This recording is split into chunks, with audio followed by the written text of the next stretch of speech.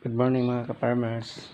Maintenance naman ta ngayon sa malaking haro, no? Ay kailangan na yun siya mag-maintenance mga ka-farmers.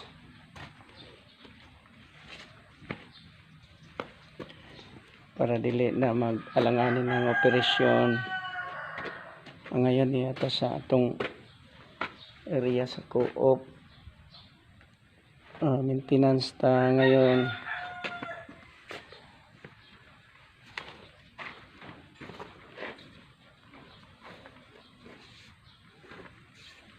Ayan. Sakto na sa welder ni. Yung mga blade di na matras.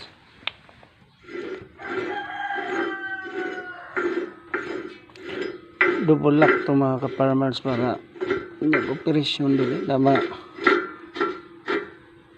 Ayan.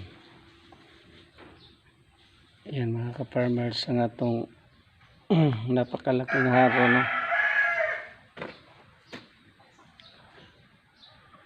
Ayan. Parang okay na. Stop muna tayo sa operasyon mga farmers. Yan kalaki ang haro natin mga ka-farmers. Yung iba nandoon sa malayo.